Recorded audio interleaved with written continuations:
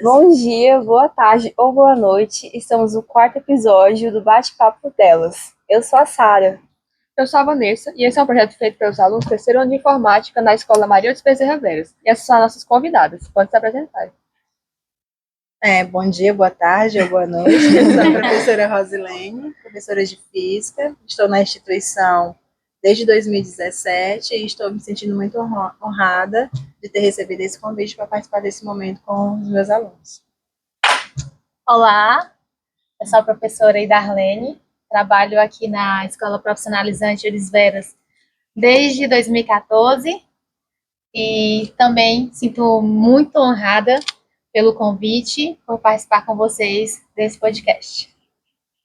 Olá, sou a professora Janaína, eu estou na instituição, na Elis Veras, desde 2022. Também é imenso prazer ver os meus meninos de participar desse projeto de vocês. Bom, então vou fazer a primeira pergunta. Quais estratégias vocês usam para conciliar o trabalho com a vida materna? Posso começar? Pode. Eu analisei bem, né, antes, porque eu demorei a ter filhos, né? Eu sou casada desde 2004 e só vim ter filho em 2015, porque eu sempre tive esse medo de estar conciliando, trabalho com a família, né? Mas eu acredito que sempre para tudo tem o seu tempo. E aí a estratégia que eu usei foi confiar em mim mesmo, né? Confiar em mim, até mesmo porque aos 15 anos eu já era mãe postiça, porque eu morava com a minha tia e eu cuidava do meu primo. Então, eu era, na verdade, não era um trabalho, era a escola e eu tive que conciliar a escola e o cuidar dele. Então, a minha força de vontade de vencer, de construir novos conhecimentos, de crescer pessoalmente e profissionalmente, me impulsionou a ter sempre essa força de vontade, essa estratégia. A estratégia, enfim, que eu uso é a minha força de vontade de sempre crescer e crescer profissionalmente, crescer dentro da minha família e buscar sempre o melhor para os meus filhos. Repete a pergunta, por favor. Quais estratégias vocês usam para conciliar o trabalho com a vida materna? Olha, gente, sempre que a gente vai falar sobre os filhos, aí vocês acabam tocando no nosso ponto fraco. Mas as estratégias que a gente utiliza para conseguir fazer esse elo entre ser mãe e ser professora, eu só consigo cumprir essa missão porque eu tenho parcerias fortes, né? Uma rede de apoio muito forte. Eu fui mãe com 24 anos, em 2016. 3 anos de casado na época. O meu segundo filho, a Heloísa, veio no 10º ano do casamento, aos 31 anos. E por que a Darlene consegue ser mãe e professora? Por conta dessa rede de apoio. O pai dos meus filhos, ele ajuda muito também, né? Independente do horário, se é na madrugada ou se é durante o dia, o Marcos vai sempre estar disponível. E isso é muito bom. E a minha sogra, a minha rede de apoio forte, ela me ajuda muito com os meus filhos. Então, eu consigo realizar a minha função de professora porque eu tenho eles na minha vida. Então, eu sou grata a Deus por essas pessoas que Ele me presenteou, né? Tanto meu esposo, a minha sogra e os meus filhos. E é um desafio para a gente, né? Que como lidar com esse momento, com esse dia a dia, para conciliar e vivenciar tudo que a gente vive. Mas se não fosse assim, eu teria que abrir mão de alguma coisa. E essa alguma coisa provavelmente seria a profissão. Porque os meus filhos, para mim, eles são minha prioridade. Aí, se eu tivesse que deixar eles com pessoas desconhecidas, eu tenho certeza que eu não deixaria. Bem, fazendo minhas as palavras da Darlene, nós só conseguimos manter a nossa profissão por conta da grande rede de apoio que nós temos em casa, diferentemente da Rosilene, eu fui mãe no 3º ano do ensino médio. Então, eu terminei o ensino médio, meu filho tinha 3 meses de nascido quando eu terminei. Então, eu tinha já como mãe, já na função de dona de casa. Então, ali, meu marido já com um emprego estabilizado, eu casei, eu tinha 18 anos, tive meu filho aos 19. Então, para mim, é como se minha vida tivesse parado por ali. Só que aquele desejo também de ter uma profissão, de ter uma independência, sempre perdurava. Até que meu filho ficou maiorzinho, e aí nós descobrimos o autismo, que torna um pouco mais complicado, né? Aí eu já tive de passar por toda essa vivência, essa complexidade. Chegou um momento que meu marido me chamou para um lado e ele me perguntou, eu sei que quando você casou comigo, você tinha pretensões de faculdade, você tinha pretensões de trabalho. Será que você, Janaína, morreu essas suas pretensões? Ou você adormece elas? Porque os nossos sonhos adormecidos, eles nos trazem, de certa forma, uma ilusão de que a nossa vida não foi completa. Então, quando meu filho cresceu, meu filho ficou bem, aí, como a Rosilene, como a própria Darlene disse, foi construída uma rede de apoio. O apoio da minha sogra, o apoio da minha concunhada, o apoio da minha cunhada. Então, teve todo o apoio daquelas pessoas que, como a própria Darlene falou, são pessoas em quem a gente confia, os nossos filhos. Mas são pessoas que nos ajudam com eles, trazem uma vivência de mundo com eles e que nos possibilita fazer aquilo que nós gostamos. E, de certa forma, e não tem como a maternidade nossa não transparecer para vocês, nossos alunos. É como se a gente enxergasse em cada um de vocês um potencial filho nosso. Então, acho que é uma coisa de você ter essa rede de apoio e, principalmente, ter esse amor pelo que faz.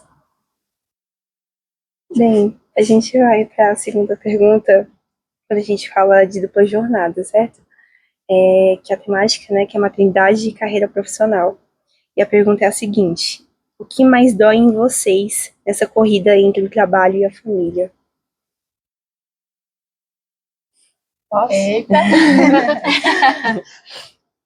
O que mais dói, bem no início, quando eu tive o Pablo, eu chegava na escola chorando, porque eu me doía mesmo, era deixar ele lá com 4 meses, deixar ele lá com minha mãe, a nossa rede de apoio, né, a nossa família, eu deixava, mas eu chegava na escola chorando, porque o que me doía mesmo era eu saber que ele ia sentir minha falta, mas eu saber também que eu tinha que cumprir a minha responsabilidade de professora, ao mesmo tempo de mãe e ao mesmo tempo de quem sustenta a casa, certo?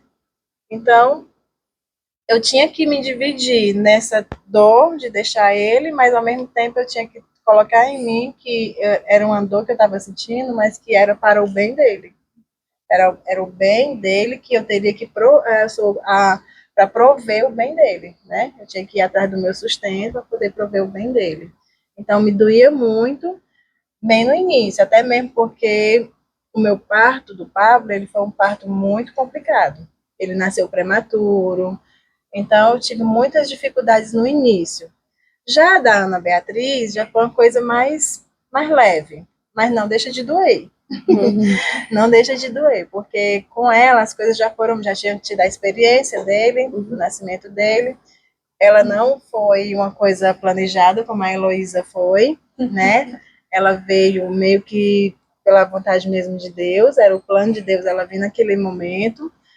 E com 2 anos, aí eu já tive a Ana Beatriz. Então, eu já vi que dava tudo certo. Eu já tinha perdido aquele medo. Mas doía mesmo deixar também, mas como a gente tinha as pessoas de confiança, diferente das meninas, o Pablo ficava com a mãe durante muito tempo, mas com a Beatriz já não foi com a minha mãe. Eu já tive que deixar com uma pessoa estranha, mas uma pessoa que conquistou a minha confiança.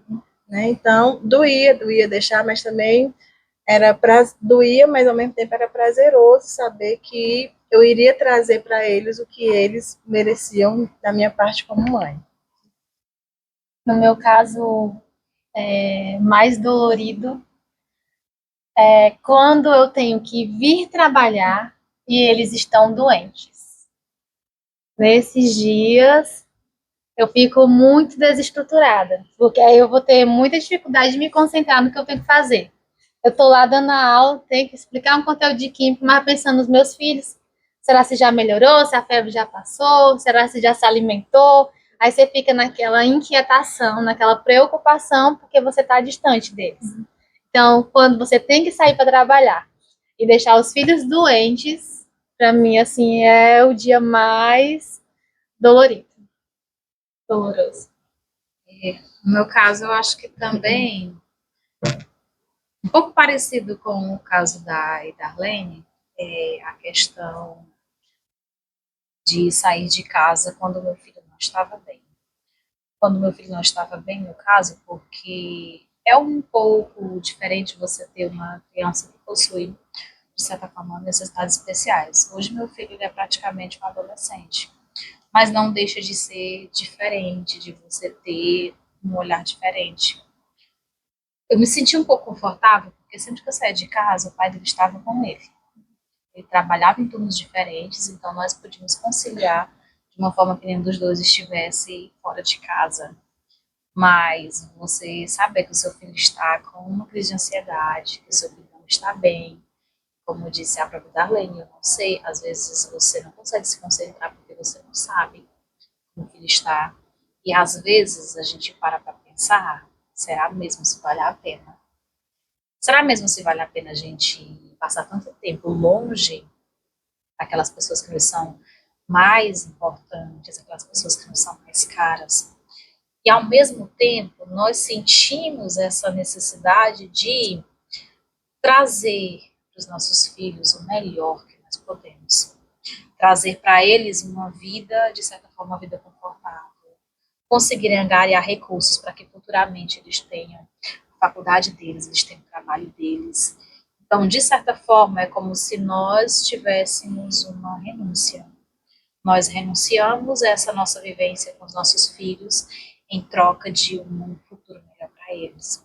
Em troca de que a gente possa trazer para eles o melhor possível.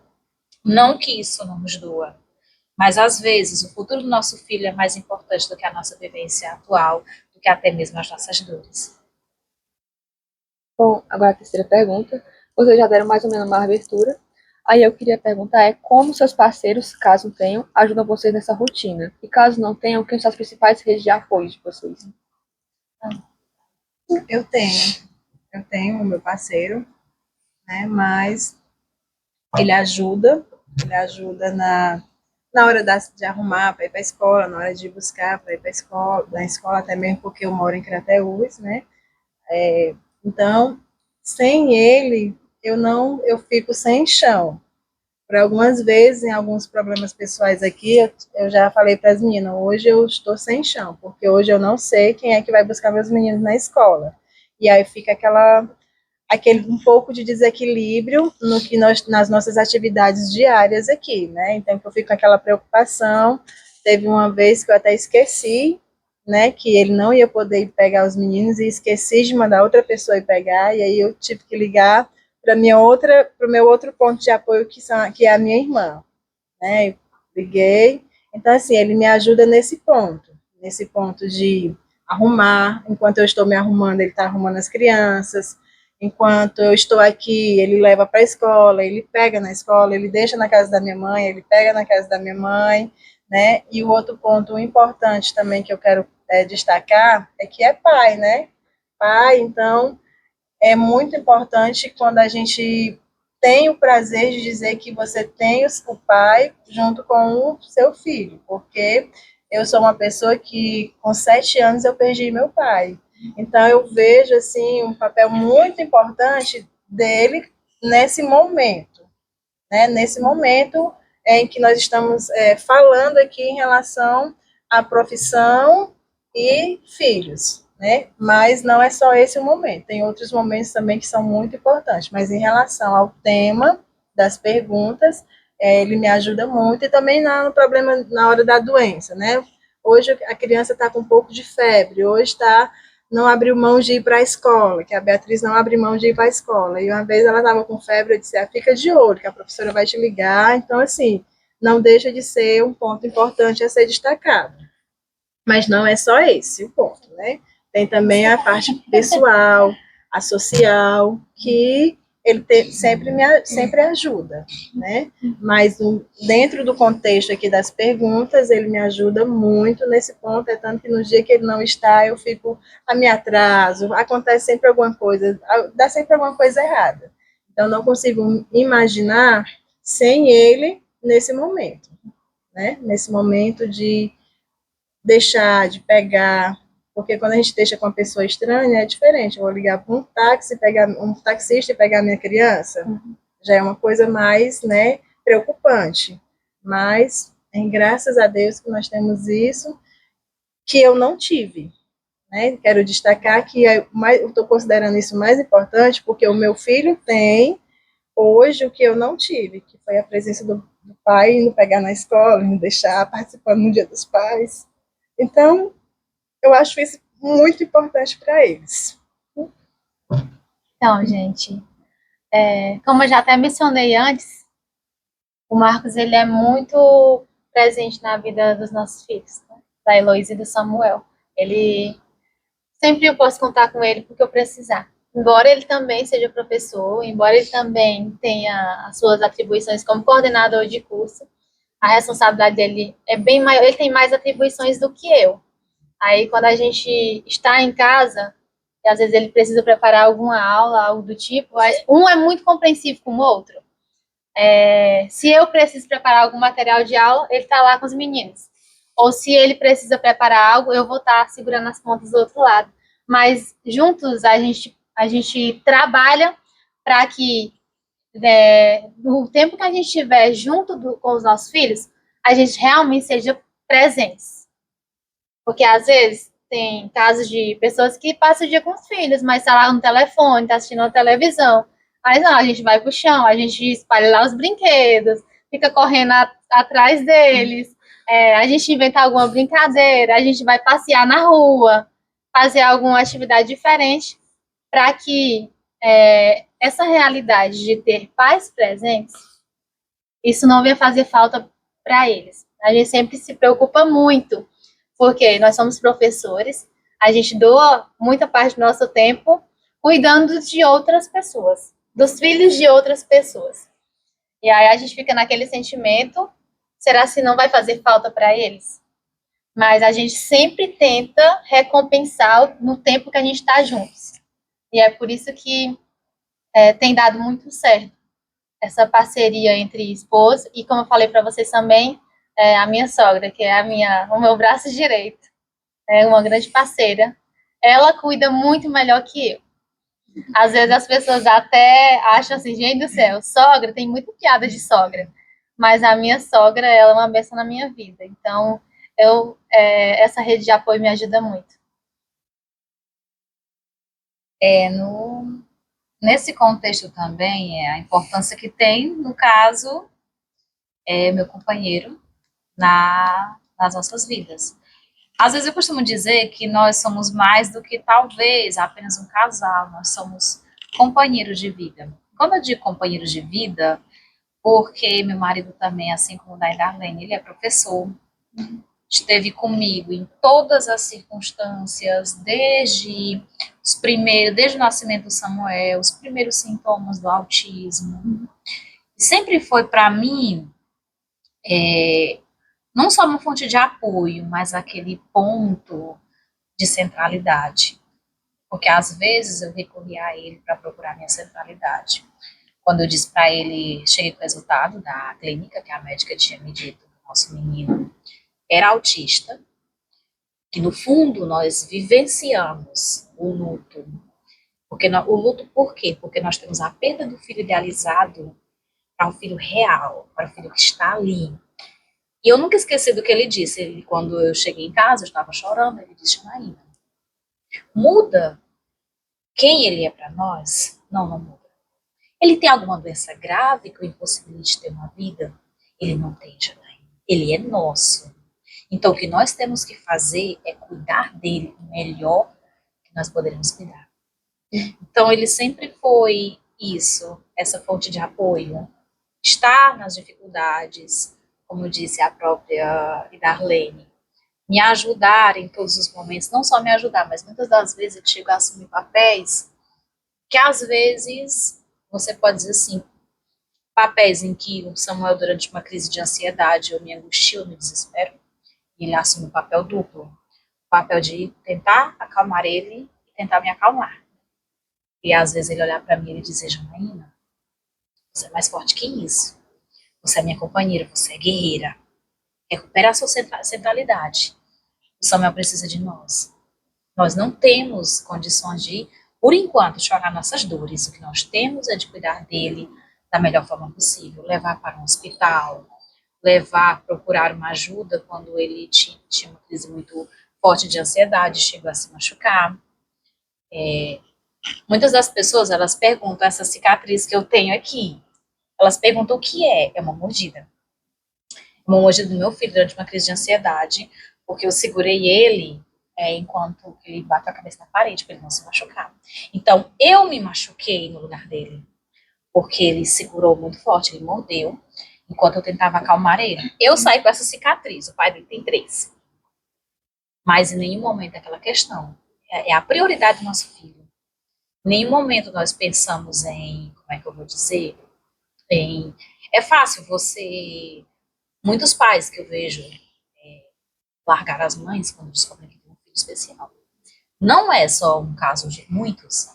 Então, às vezes, quando eu olho meu companheiro, eu digo, eu tenho certeza de que eu escolhi a pessoa certa para vivenciar isso comigo, e que talvez Deus tenha escolhido também a pessoa certa para nos entregar alguém tão especial. E também, muitas das vezes, a segurança que eu trago comigo. Porque eu sei que no momento de dificuldade, não importa onde eu esteja, o que eu estiver, ou o que algum de nós estiver fazendo, eu sei que meu companheiro vai largar tudo o que está fazendo pela família, por nós. Eu sei como algumas vezes eu precisei dele, ajudou com Samuel, ele largou o trabalho, ele largou a sua sala de aula e veio cuidar da gente, veio nos ajudar. Então, essa parceria, esse companheirismo, essa ajuda mútua que a gente tem. Que às vezes eu fico pensando que talvez eu não tivesse conseguido seguir em frente, conseguido criar o Samuel tão bem como é com ele. E também como é com a família dele, porque como disse a Darlene, eu não ganhei uma sogra. Eu ganhei uma mãe.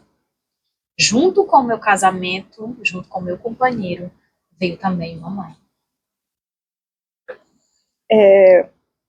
Antes de fazer a 4ª pergunta, é claro que eu queria pontuar uma coisa importante, que é o companheirismo de vocês, né? E que também eu queria pontuar que vocês, principalmente a Janaína, que eu tenho mais proximidade também, e vocês também, né? Claro, como professores e como mães, vocês são uma grande rede de apoio. Assim, eu digo por mim também, e principalmente por muitas vezes vocês abdicarem do tempo de vocês para cuidar do filho dos outros. E eu pontuo isso porque vocês, pelo menos eu vejo assim, vocês como as minhas segundas mães, eu diria. Minha segunda família, eu diria, porque todas as vezes que eu precisei de um abraço também, de um apoio, vocês também foram. E foi muito importante, eu acho que não só para mim, mas para muitos alunos da escola, de férias. Então, para a 4ª pergunta, que foi uma pergunta da professora Daniela, feita no nosso Instagram, ela contou o seguinte: vocês já sentiram o sentimento de culpa quando não conseguem dar conta de tudo? Vocês já sentiram esse sentimento de eu posso fazer mais, mas mesmo assim não consegue? Vou deixar minhas companheiras Bem, eu terminei. primeiro. Eu vou começar já. Muitas vezes. E quando eu estou nesse sentimento de culpa, de às vezes me perguntar, será que vale a pena? E nós sentimos isso mais forte quando nós nos encontramos, quando tem dificuldades com os nossos filhos, que é no momento de doença, a gente sente isso. A gente sente essa culpa por às vezes não estar presente naquele momento. Mas aí, eu nunca esqueço, eu sempre penso no que o meu marido, quando ele sempre me abraça, quando ele me abraça uma vez, ele diz, Janaína, não tem por que você se sentir culpada quando você faz aquilo que você pode, com as circunstâncias que você tem. Se você deu tudo de si e fez o melhor que você podia, não tem por que ter sentimento de culpa. Então tem a ciência disso, nós fazemos aquilo que nosso coração diz que é certo, nós fazemos aquilo que as circunstâncias permitem. Então não tem, assim, não tem motivo para a gente se sentir culpado. Às vezes a culpa ela serve para que a gente perceba que uma rota não está muito boa e você corrige algum ponto, você dedica talvez mais um tempo, você dedica talvez mais atenção a alguma coisa em que você falhou. Mas a culpa ela não constrói. A culpa ela não constrói uma vivência melhor, pelo contrário, a culpa ela, a única finalidade que ela tem é, de certa forma, nos trazer essa sensação de que somos incompletos.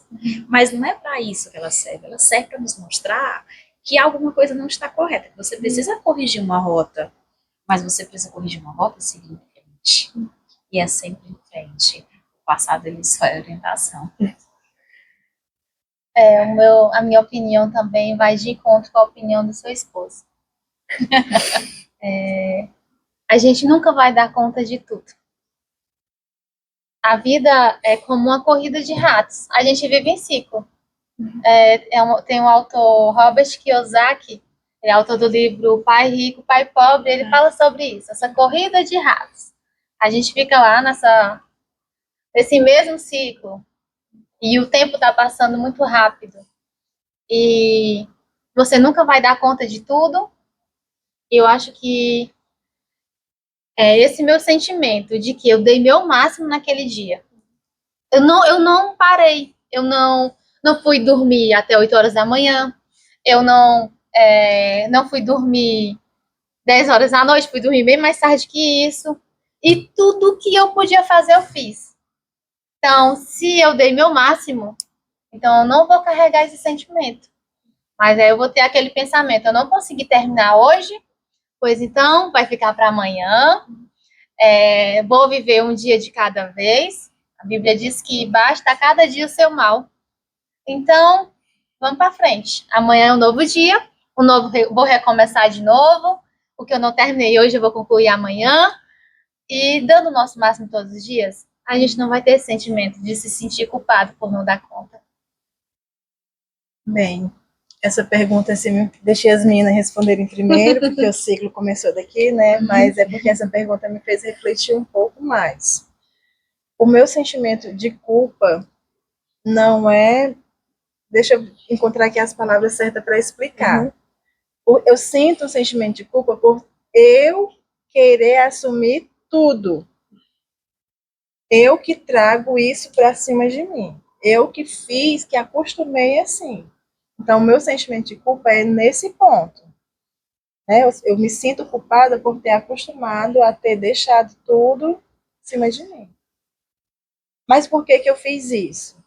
Porque eu tenho uma mãe que ela ficou viúva aos 35 anos. E ela ficou viúva com 4 filhos menores. Uma de 7, uma de 10, uma de 12. E um de 9 meses. Então eu via ali que ela dava conta de tudo. Então eu me espelhei nela. Mas ela dava conta de tudo por quê? Porque ela não tinha um companheiro. Né? E às vezes eu me sinto culpada nesse sentido, de querer trazer tudo para cima de mim e esquecer que eu tenho ele, que eu posso compartilhar ele com ele, que eu posso dividir os meus problemas com ele. E algumas vezes eu não tenho esse diálogo, por quê? Porque eu me fechei. É tanto que nos últimos dias a gente teve que colocar os pingos nos is, e aí eu tive esse momento de diálogo e hoje eu estou me sentindo mais leve. Por quê? Porque eu estou percebendo que a culpa não é dele, só dele. A culpa é minha, porque eu não deixo, às vezes, eu não deixo ele fazer a parte dele. Mas eu faço isso por causa desse exemplo que eu tive em casa. Então, meu sentimento de culpa é esse, é eu querer trazer tudo para cima de mim. Já em relação às atividades, é um dia de cada vez que eu já aprendi com a minha companheira aí da Lene. Tá? Já aprendi isso com ela. Ela tem dias, 10 horas da noite, a gente está trocando mensagem. Na semana de gincana, a gente tem que preparar isso. E lá estamos nós trocando mensagem. Eu já fiz isso, eu já ajudei nisso. Tá faltando o quê? E depois, no final das contas, ela diz: não, amanhã a gente termina. Vamos dormir. Vamos deixar as coisas para amanhã, vamos viver um dia de cada vez. Então, assim, dia após dia, a gente está aprendendo a não ter esse sentimento de culpa em relação ao que eu não consegui fazer naquele dia. Né? A gente vai aprendendo, a gente aprende, eu já aprendi muito com a Janaína, quando eu falei que eu chegava em casa, que eu chegava na escola chorando, a Janaína ia lá, me abraçava, lá na outra escola, né, era Janaína? Oh, meu Deus, mas se acalme, vai dar certo. Então, assim, elas têm a corrente de apoio, né? Ela tem a corrente de apoio delas, que é a família delas, eu também tenho a minha, né? Eu também tenho a minha mãe que eu posso contar, eu tenho a minha irmã que eu posso contar, eu tenho meu irmão, minhas irmãs e o meu irmão que eu posso contar. Mas no dia a dia mesmo, eu quero destacar que eu conto mais com o aprendizado que eu tenho com elas. E elas, em cada palavra que uma fala aqui, outra fala ali, elas vão me fortalecendo. Então, o meu sentimento de culpa, nesse sentido, também eu não tenho. Eu tenho um sentido de culpa mais lá para o pessoal, de achar que tudo tem que ser eu. Mas que eu também estou aprendendo de fazer a divisão correta, para que as coisas dê tudo certo e também a nossa saúde mental não seja tão afetada. Bom, gostaria de agradecer a presença de vocês. Você aceitar esse convite, tornou esse momento ainda mais especial. Conhecer a história de vocês, saber como vocês são fortes. Muito obrigada por estarem aqui hoje. E esse foi o episódio de hoje. Espero que vocês tenham gostado. E se quiser saber mais sobre o nosso rede social, dê uma passada lá no nosso arroba para além da nuvem. Obrigada. Vocês vão receber um mimo. Esqueceu. Não tem Esqueci problema. desse detalhe, desculpa. Gente, essas mulheres são diabo pra me fazer chorar. Meu Deus do céu. Eu tô resistindo aqui. Eu já nem resisto mais. A lágrima Eu escorre estou obrigada. Nada. Meu Coisa linda. Muito obrigada, quero dizer que de vocês. Obrigada. Vou colocar a minha De personalizado. muito Chique. E eu quero mais uma vez agradecer pela participação, pelo convite. Com certeza. Quero pedir desculpa se eu não tiver me expressado bem. Deixei faltar algumas coisas aqui, tá? Mas eu quero destacar que quando eu falei que eu tinha sido mãe aos 15 anos, é porque eu tive que sair do convívio com a minha mãe e com as minhas irmãs. Fui morar com a minha tia em Fortaleza. Por que eu fui morar com ela?